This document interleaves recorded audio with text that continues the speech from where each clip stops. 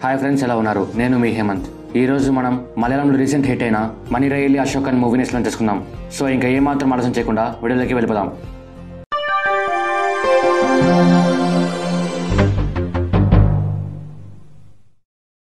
వెల్లారం కున్ను కేరళలో ఉన్న ఒక village.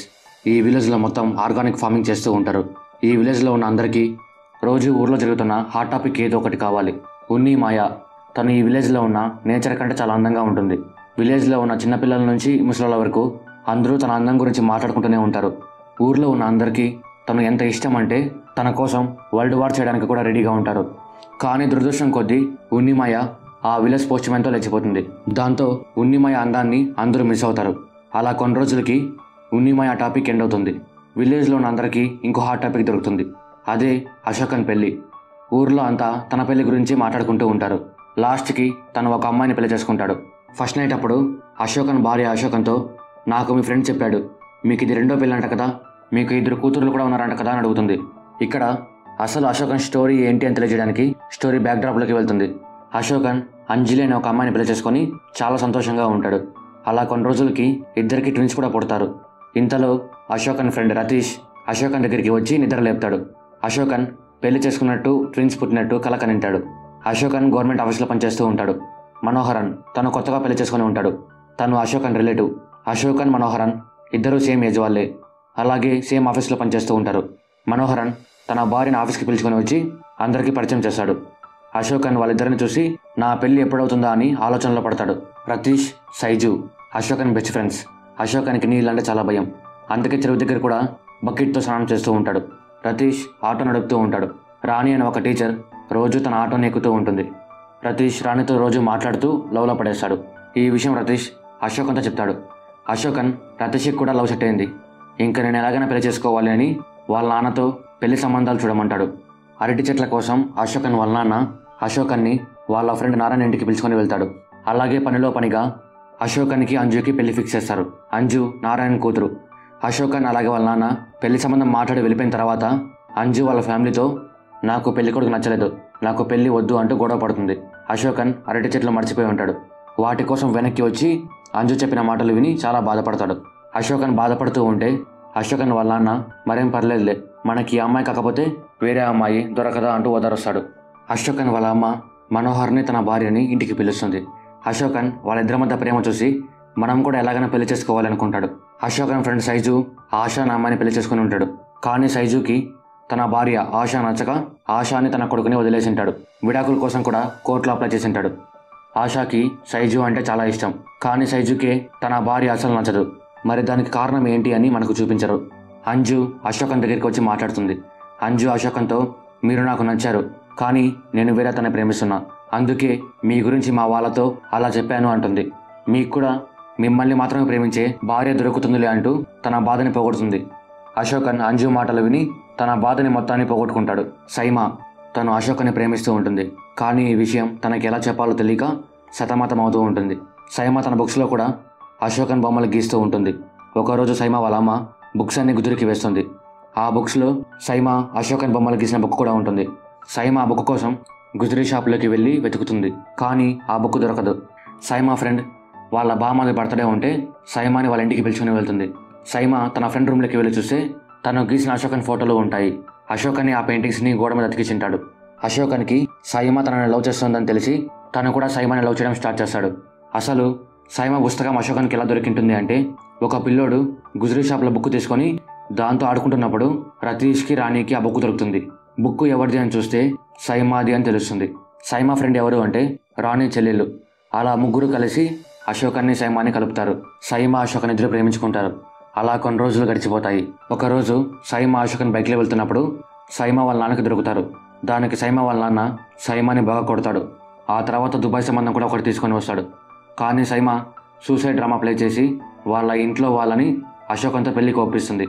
Ashokan family SIIMA family ఇద్దరికి పెళ్లి చేయాలి అని జాతకాలు చెక్ చేపిస్తారు. పూజారి జాతకాలు చూసి అశోకన్ని పెళ్లి చేసుకున్న మొదటి భార్య చనిపోతుంది అంటాడు. దాంతో అశోకన్ పెళ్లిని క్యాన్సిల్ చేస్తాడు. ఆ తర్వాత సైమా వాళ్ళ నాన్న తెచ్చిన పెళ్లి కొడుకుని పెళ్లి చేసుకొని దుబాయ్కి వెళ్ళిపోతుంది. అశోకన్ అలా కొన్ని రోజులు బాధపడతాడు. ఆ తర్వాత పూజారి దగ్గరికి వెళ్ళి జాతక దోషం పోవాలి అంటే ఏం చేయాలి అని అడుగుతాడు.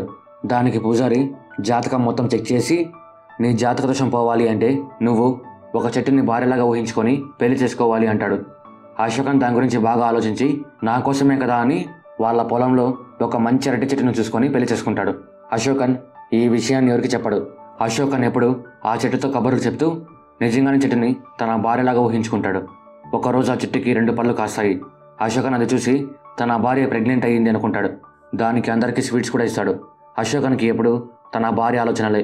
అశోకన్ ఒకరోజు ఆఫీస్ నుంచి ఇంటికి వచ్చి చూస్తే తన భార్యని అదే చెట్టుని అశోకన్ వాళ్ళ అమ్మ నరికి తాటి చెట్టుకి ఎరువులాగా వేసి ఉంటుంది. అశోకన్ ముక్కలు అయిపోయిన తన భార్యను చూసి చాలా బాధపడతాడు. ఆ బాధలో వాళ్ళ అమ్మ మీద కోప్పడతాడు. రోజులు మారే కొద్దీ అశోకన్కి తన బాధ ఎక్కువ అవుతూనే ఉంటుంది.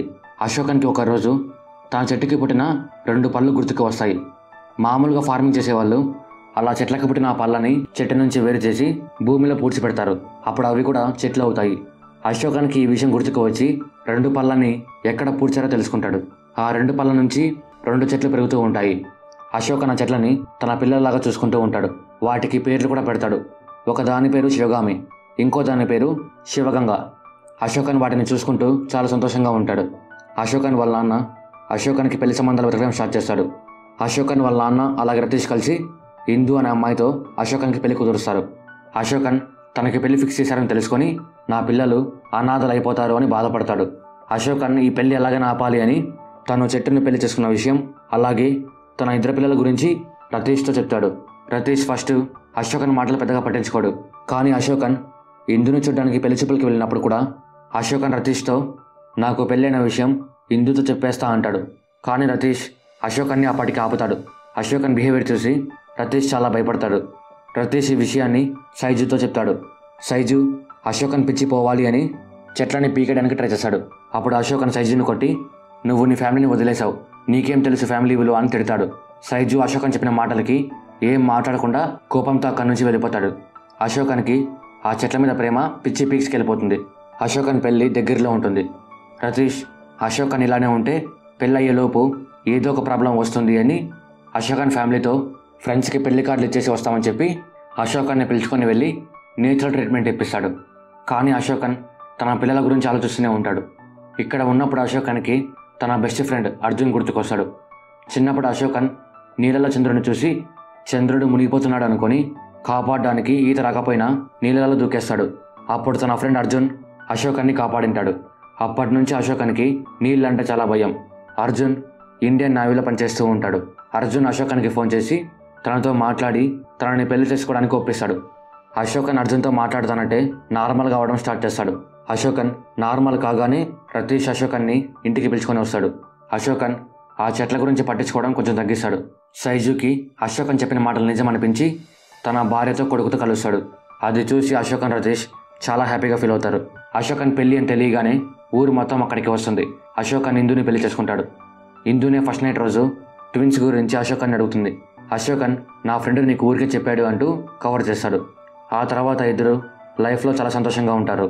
అశోకన్ తన భార్యతో అలాగే 2 పిల్లలతో సంతోషంగా జీవిస్తూ ఉంటాడు. అలా ఎంతో సంతోషంతో మూవీ ఎండ్ అవుతుంది. మీరు కూడా ఈ బ్లాక్ బాస్టర్ మూవీ చూడాలనుకుంటే నెట్ఫ్లిక్స్లో అవైలబుల్గా ఉంది. ఏ మాత్రం ఆలస్యం చేయకుండా వెళ్ళి చూసేయండి. అలాగే వీడియో నచ్చితే లైక్ చేయండి, మీ ఫ్రెండ్స్ అండ్ ఫ్యామిలీతో షేర్ చేయండి, సబ్స్క్రైబ్ చేయడం మాత్రం మర్చిపోకండి. Thank you. ఈ లైక్ కూడా ఒక 4గురికి షేర్ చేయండి. ఆ 4 ఇంకో 4గురికి షేర్ చేయండి. మీ అసంటోళ్ళు తాకితేనే మాకు భాగ్యం సాబ్. ఒక్కటిచ్చుకోండి సాబ్, తప్పదు సాబ్, ఒక్కటిచ్చుకోండి సాబ్, తప్పదు సాబ్.